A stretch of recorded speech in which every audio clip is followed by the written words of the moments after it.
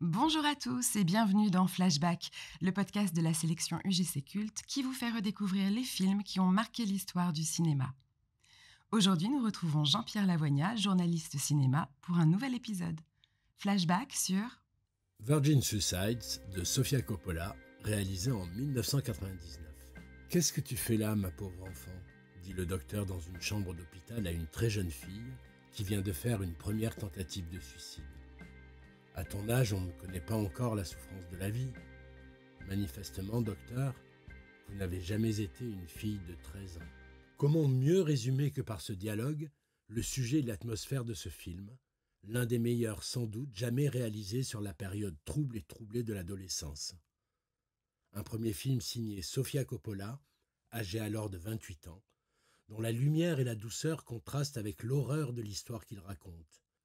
Si maîtrisé et si juste qu'il fit sensation à sa sortie en 1999, devint culte, ainsi que sa bande originale, pour toute une génération et imposa d'emblée une cinéaste dont les films suivants, avec ce style et cet univers si singulier, avec ses héroïnes et ses préoccupations si personnelles, n'allaient pas tarder à donner naissance à ce qu'on peut bien appeler une œuvre. Une œuvre à part dans le paysage cinématographique américain, plus proche du cinéma indépendant que des films de studio, à la fois sophistiquée et dans l'air du temps.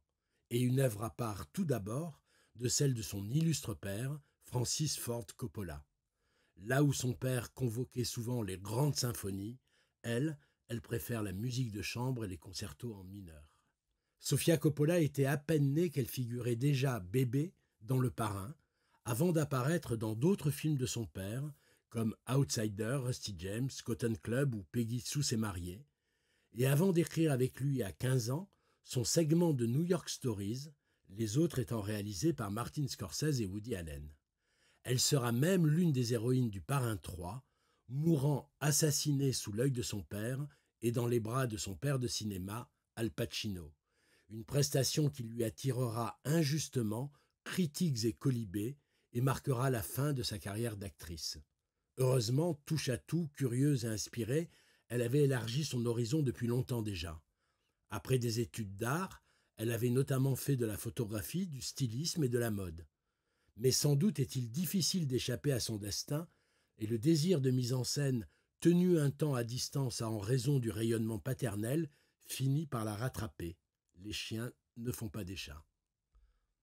Lorsqu'en 1993, elle dévore à sa parution The Virgin Suicides, le premier roman d'un écrivain de 33 ans, Jeffrey Eugene, elle sait qu'elle tient le sujet de ce qui sera son premier long métrage. Ce livre, inspiré d'un fait divers des années 70, est le récit des souvenirs d'une poignée d'adolescents devenus adultes, dont la vie a été marquée pour toujours par le suicide de 5 sœurs de leur âge, belles et blondes, dont ils étaient amoureux et qui les fascinaient. 5 suicides, survenus dans une famille apparemment normale, vivant dans la banlieue aisée de Détroit, et dont des années après, ils n'ont toujours pas percé le mystère.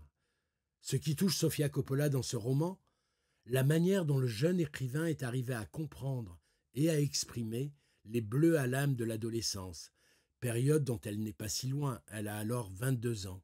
Ce qui la touche aussi, c'est comment, avec sensibilité et mélancolie, mais aussi sur un ton drôle et mordant, il évoque aussi bien l'éveil du désir que le mal-être de jeunes filles élevées dans un milieu étouffant, aussi bien les émotions à vif que la confusion des sentiments, mais également les interrogations sans réponse qui hantent ceux qui restent et leur difficulté à faire leur deuil après de tels drames.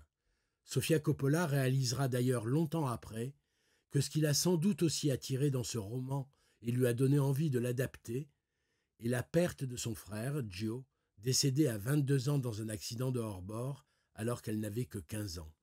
Mais lorsqu'elle décide d'en faire l'adaptation, elle découvre que les droits du livre sont déjà pris. Qu'à cela ne tienne, elle se met quand même à l'écriture. Adapter ce livre, dit-elle, ne constituait au départ pour moi qu'un simple exercice, et je ne savais pas si je pourrais aller au bout. Je savais seulement que quelqu'un, ailleurs, travaillait dessus, et je n'arrêtais pas de me dire « j'espère qu'il va faire comme ci et pas comme ça ». Alors je me suis lancé. Mon père, qui a toujours été mon guide, m'a conseillé d'attendre de détenir les droits pour ne pas être déçu. Mais J'ai continué quand même, et je ne suis revenu le voir que lorsque j'ai eu terminé. Parallèlement, pour confronter son désir à la réalité, elle réalise son premier court-métrage, League the Star, sur, déjà, un groupe d'adolescentes. Lorsqu'elle lui fait lire son scénario de Virgin Suicides, Francis Coppola se montre enthousiaste. Honnêtement, se souvient-elle, je ne pensais pas que cette histoire pourrait intéresser un homme de sa génération. Mais sa réaction m'a touché et encouragé. Il m'a juste dit « Ne change rien et vas-y ». Elle y va et fait lire son scénario à d'autres gens, et rencontre aussi les producteurs qui détiennent les droits du livre et qui ont déjà un réalisateur prévu. Elle fait bien. Un beau jour, le contrat de ses producteurs avec ce réalisateur arrive à son terme sans que le projet n'ait vraiment avancé. Il lui propose alors de réaliser le film. La société de son père, la célèbre American Zoetrope, s'implique tout naturellement dans la production du film. Pas étonnant. Il y a longtemps que chez les Coppola, tout se passe toujours à un moment donné en famille. Comme Francis a fait jadis appel à sa fille, à ses fils, à son père, le compositeur Carmine Coppola, à sa sœur Talia Shire pour jouer la sœur de Michael Corleone, à son neveu Nicolas Cage, Sofia, elle, va s'entourer de son père, de sa mère, Eleanor, auteur du fabuleux documentaire Au cœur des ténèbres sur le tournage d'Apocalypse Now, et c'est elle qui fera le making-of de Virgin Suicides. Elle va s'entourer aussi de son frère, Roman, qui sera assistant et réalisateur deuxième équipe, et de son cousin Robert Schwartzman, qui jouera l'un des adolescents. Puis, elle se met tout de suite à la recherche d'acteurs adultes capables de l'aider à financer le film. Pour les parents de ces 5 jeunes filles, les parents Lisbonne, son choix s'arrête sur Kathleen Turner, l'héroïne du film de son père, Peggy Sue s'est mariée, et sur James Woods, l'alter ego de De Niro, dans Il était une fois l'Amérique de Sergio Leone. Plus étouffant qu'eux, ce n'est pas possible. Dans des petits rôles, Scott Glenn, l'un des capitaines d'Apocalypse Now et l'un des astronautes de l'étoffe des héros, ainsi que Danny DeVito, l'un des acteurs fétiches de Tim Burton, compléteront le casting des adultes. Parmi les jeunes gens, au milieu de novices ou de débutants, dont Hayden Christensen, le futur Anakin Skywalker, domine une actrice et un acteur qui n'en sont qu'au début de leur carrière et vont littéralement exploser ensuite. En tout premier lieu, celle qui est en quelque sorte la véritable héroïne de ce film choral, Kirsten Dunst. Âgée alors de 15 ans, la future héroïne de Spider-Man et futur prix d'interprétation à Cannes pour Mélancolia de Lars von Trier, a été révélée 3 ans auparavant dans Entretien avec un vampire aux côtés de Tom Cruise et Brad Pitt et aussi dans Les 4 filles du Dr March. Elle sera la plus troublante, la plus mystérieuse et la plus lumineuse des sœurs Lisbonne, la bien nommée Lux. Inoubliable Kirsten Dunst. L'actrice et la réalisatrice ne se quitteront plus. Elle sera en effet son éblouissante Marie-Antoinette, jouera son propre rôle dans The Bling Ring et sera l'une de celles qui recueillera Colin Farrell dans Les Proies. L'acteur qui se détache, c'est bien sûr Josh Hartnett, que The Faculty de Roberto Rodriguez notamment a mis sur le devant de la scène et qu'on retrouvera quelque temps plus tard dans Pearl Harbor, le blockbuster de Michael Bay. Il sera ici le beau gosse, celui qui par indifférence ou lâcheté va briser le cœur de la belle Lux. Adulte, ce personnage de séducteur revenu de tout et qui n'a pourtant jamais oublié cette brève rencontre de jeunesse sera interprété par Michael Paré, le héros des Rues de Feu de Walter Hill. Pendant l'écriture de Virgin Suicides, Sofia Coppola ne cesse d'écouter en boucle Moon Safari, le premier album du groupe R, un duo de musiciens versaillais qu'elle a découvert dans un magasin de disques à Londres et dont elle aime les mélodies électropop apaisantes, mélancoliques et envoûtantes. Estimant que Virgin Suicides est un film sur la mémoire et pas sur les années 70, même si la reconstitution qu'elle en fait est d'une précision implacable, elle ne souhaite pas que sa BO soit uniquement 70s. Elle leur demande d'utiliser leur album, il lui propose plutôt de composer la musique du film. Alors, en un week-end, R fait appel à Thomas Mars du groupe Phoenix, versaillais lui aussi. Il écrit les paroles, assure la batterie et chante sous le pseudo de Gordon Trax. Cette chanson, inoubliable Playground Love, devient un single dont Sofia Coppola tourne un clip dans lequel R et Thomas Mars font une apparition parmi les professeurs dans le bal de fin d'année du film. La BO, succès critique et public, révélera le groupe au grand public et recevra une victoire de la musique en 2001. Les Versaillais de R resteront des collaborateurs fidèles de la cinéaste et on les retrouvera sur la BO de Lost in Translation et de Marie-Antoinette. Quant à Thomas Mars, il épousera Sofia Coppola quelques années plus tard, lorsqu'elle aura divorcé du réalisateur Spike Jonze et signera les BO de Somewhere, Les Proies et Priscilla, le dernier film pour l'heure de Sofia Coppola, dont la sortie est prévue en France en janvier 2024.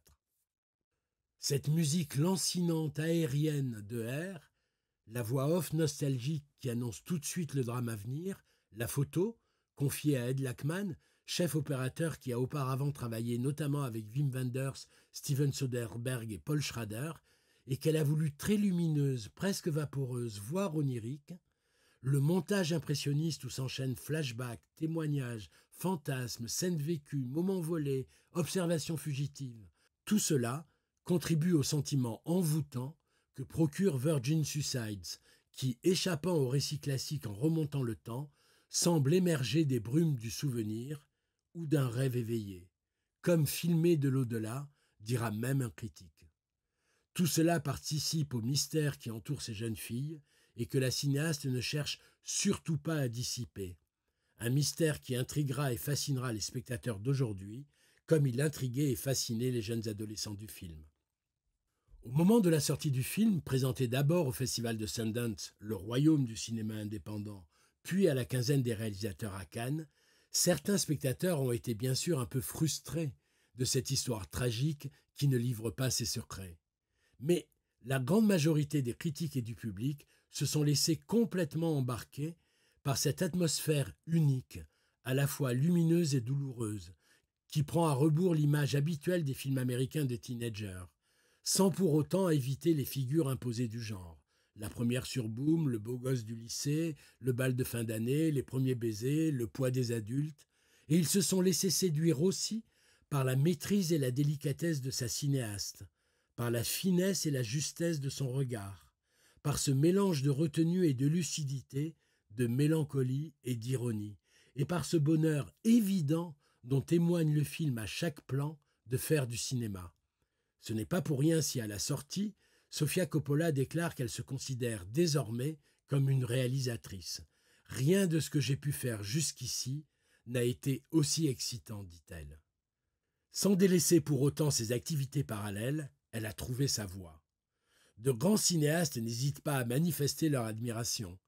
Un premier film remarquable, une adaptation brillante, élégiaque et splendide visuellement, dira Scorsese. Un film qui saisit la fragilité et la beauté de la vie avec une précision rare et obsédante, affirmera de son côté Pedro Almodóvar. Au moment de la sortie, ce qui prévaut surtout dans les commentaires et les appréciations, c'est la beauté mélancolique de la jeunesse, le passage du temps, la difficulté d'être, la fin de l'innocence, toute chose qui renvoie chacun à cette question sans réponse, guérit-on jamais de son adolescence?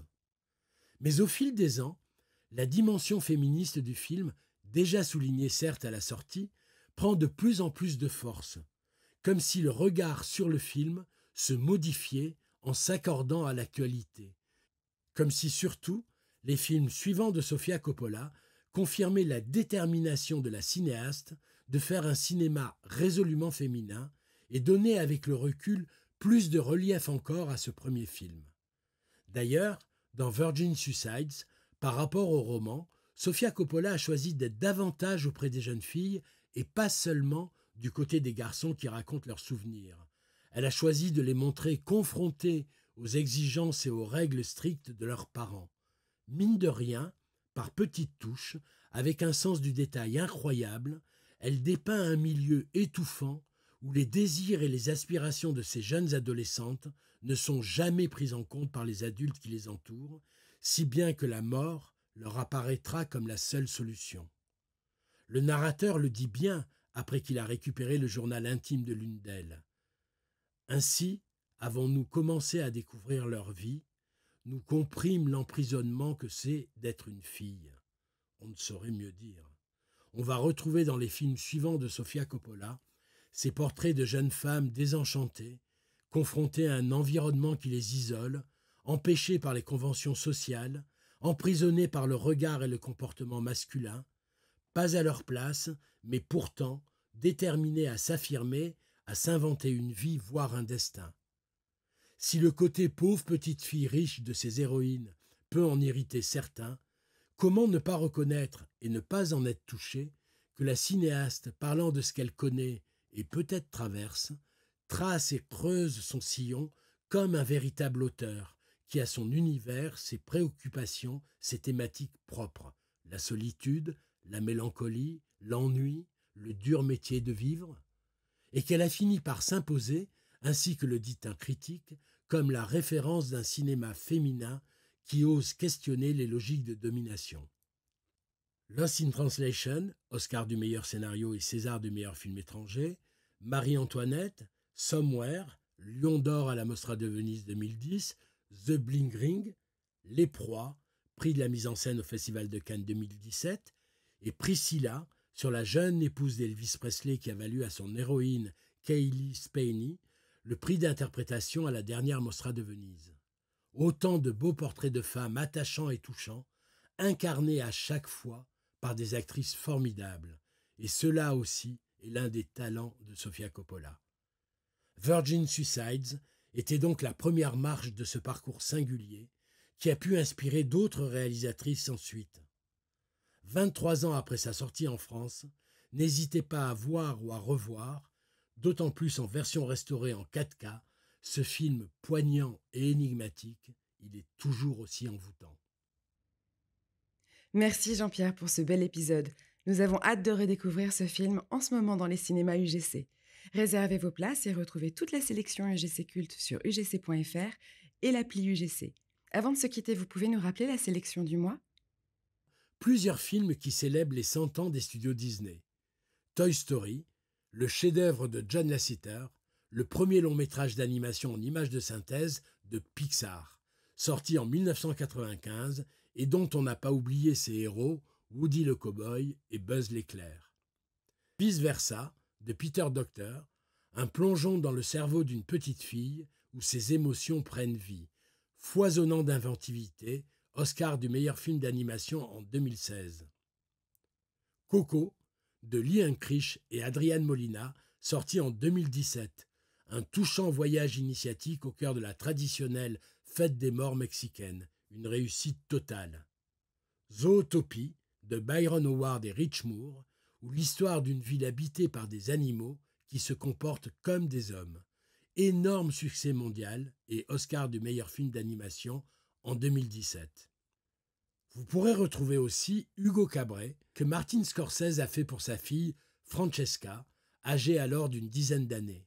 À travers le destin d'un petit garçon orphelin, curieux et débrouillard, un hommage vibrant au cinéma et à l'un de ses inventeurs magiques, Méliès.